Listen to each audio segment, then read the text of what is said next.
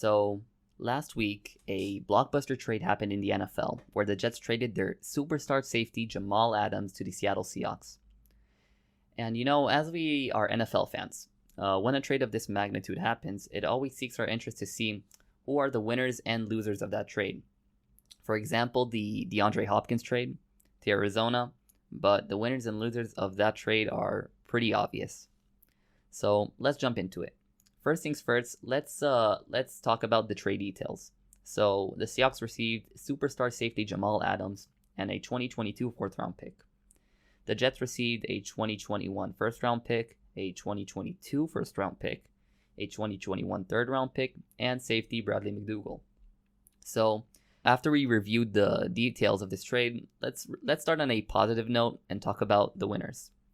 So the first winner is the Jets front office. Even though I don't agree with them trading their best player, the Jets totally finessed the Seahawks front office in this trade, and I applaud them for that. Getting 2 first-round picks for a defensive back is almost unheard of.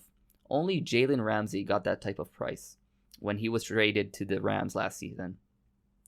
The Jets won up that trade by also getting Adams' replacement in the same trade. Seahawks' former starting safety Bradley McDougald is a solid starting caliber safety in the NFL. He isn't a game changer like Adams, but he can still do the job. There hasn't been many trades where a team gets in return of a star such great draft capital and fills in their hole with a solid replacement. The second winner is the Seahawks front office. And yeah, you can be a winner and a loser. I make the rules. So even though they paid a hefty price for a star player, they still come out victorious from this trade, and this is why. The Seahawks are lucky. They have one of the best quarterbacks of our generation on their team, Russell Wilson. So to utilize his prime, they need to surround him with as much star power as possible. This move by the Seahawks feels like an all-in move. They're all in for the COVID year 2020 next season by overpaying for a star player to help them jump over the hump and make it to the Super Bowl. This move really reminds me of when the Chiefs traded a first and second round pick for defensive end Frank Clark, also an all-in move last year. That move proved to be worth it because Frank Clark had an outstanding playoff run with 5 sacks, one of them being the game-clinching sack in the Super Bowl. If the Seahawks make it to the Super Bowl next season, no one will be talking about how they overpaid for Adams. However, they'll be praising such a bold move by the front office. But the pressure is on Seattle. Good luck. So the third and final winner is Jamal Adams. Jamal is traded from a pretty mediocre Jets team to one of the best teams in the NFL. Jamal's ceiling with the Jets this year at best contending for a wild card spot.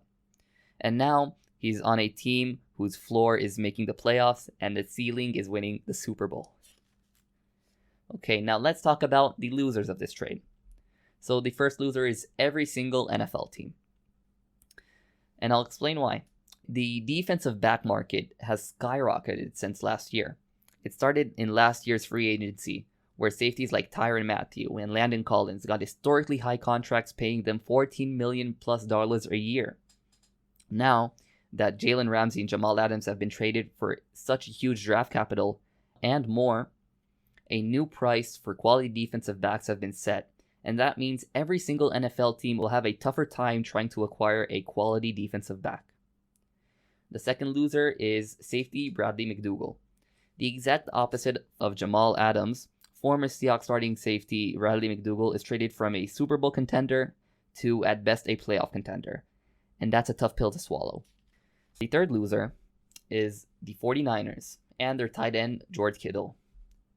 The 49ers were very, very, very close to acquire Adams in a trade, but the Seattle Seahawks swooped in and took Adams away from them.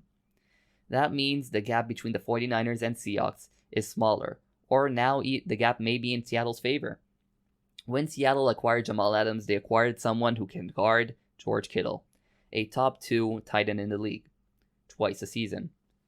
This happens after another division rival, the Arizona Cardinals, drafted the middle linebacker slash safety slash cornerback, the positionless player Isaiah Simmons out of Clemson for the exact same reason, guarding the 49ers' biggest threat. For Kittle, 4 out of the 8 division games they have in the coming year, he'll have a tough matchup going against these two. And that would be really interesting to watch as a fan. The fourth and final loser are Jets fans, and also the Jets team in general, not the front office, their team. So when a team luckily trips on a superstar caliber player, a true game changer, in my opinion, you should never let him go. Yes, the Jets got a lot back for Jamal Adams, but at the end of the day, the Jets still lost their best player. And you have to accept that the Jets are worse without Jamal Adams. The New York Jets have been rebuilding since the Mark Sanchez era ended in 2014. This trade is just prolonging this rebuild. It's sad for Jets fans because their team probably won't be serious competitors for at least the next 2 years. And you know what? I'll finish this segment with one question for Jets fans. These 2 first-round picks you got from the Seahawks will be late first-round picks. So what are the chances your team will draft, with these draft picks, a superstar caliber talent like Jamal Adams? I doubt it.